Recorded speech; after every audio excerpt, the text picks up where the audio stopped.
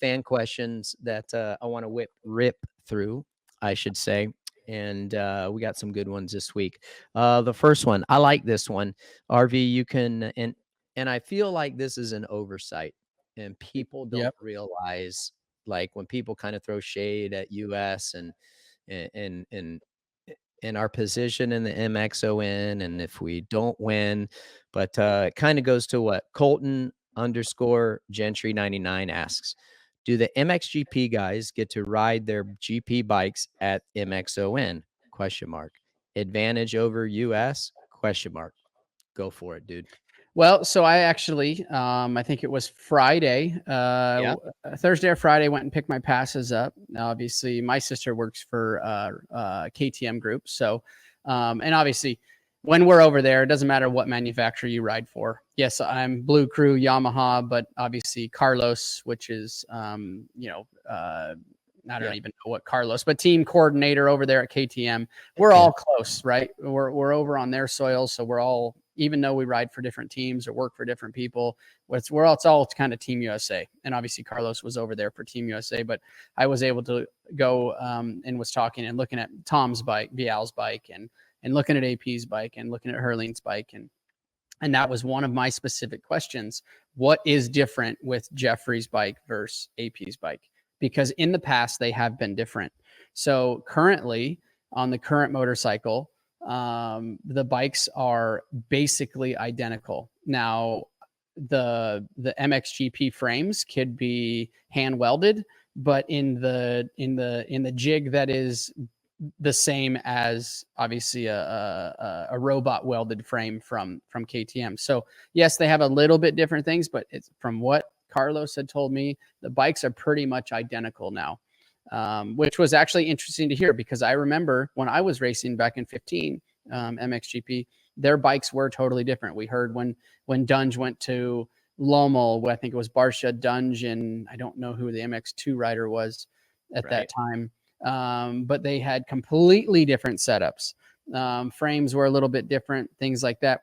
I think that trend has now changed. They're all basically all on the same stuff, along with especially with like the Yamaha, for example, the YZ450 and the YZ250 Fs, the 4-strokes. They're very similar frames. I think.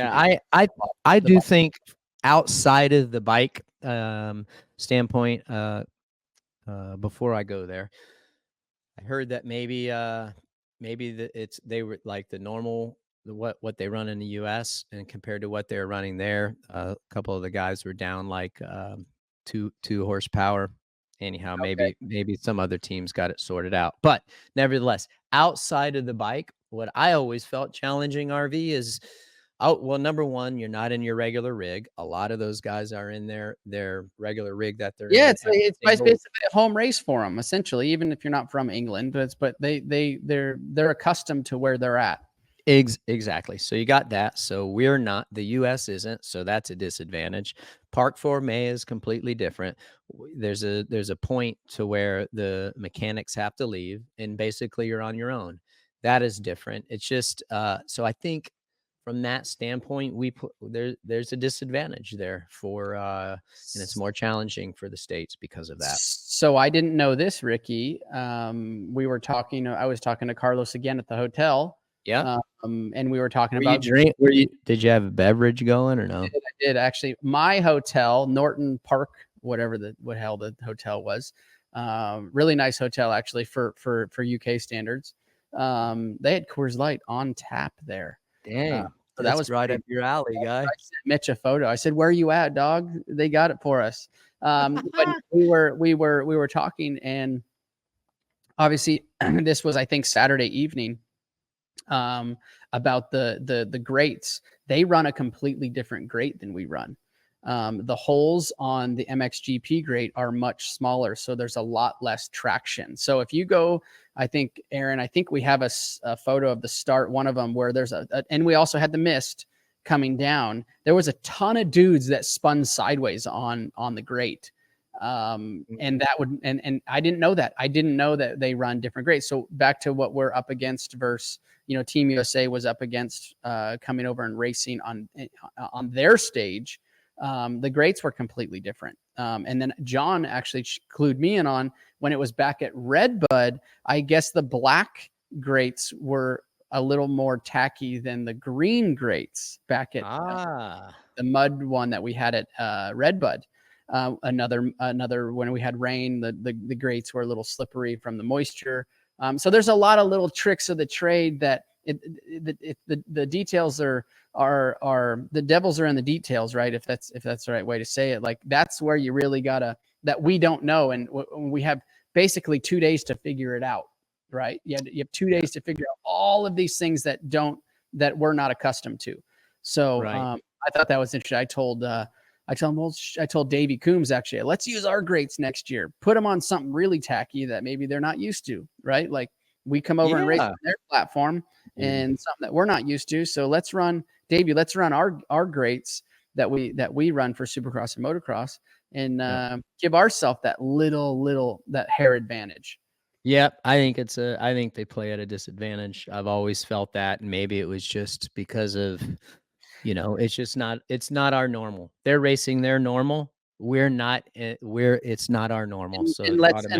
Let's be honest. I think US has a total of 23 total wins for MXON, for the Chamberlain Cup.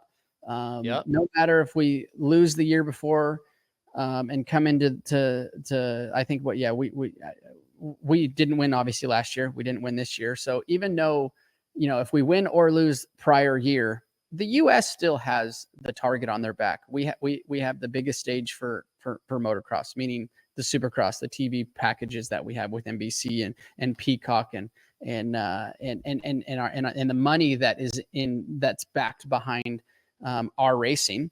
All of those dudes want to beat the US riders, regardless if their team's in it for the MXON win or not. They just want to, just like Geyser, right? His team wasn't in it for Slovenia, wasn't in it for the MXON win, but he went 1-1. Yeah. There's none. Yeah. I think like there's enough incentive for him going in there. He probably knows that they don't have a legit shot, but it's his opportunity to go out there and do exactly what he did, dude.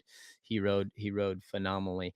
Hi folks, Lee Diffie from NBC Sports here. If you truly enjoyed what you just watched, you can get more news, interviews, and highlights by subscribing to the Motorsports on NBC YouTube page. You can get it all, so go for it.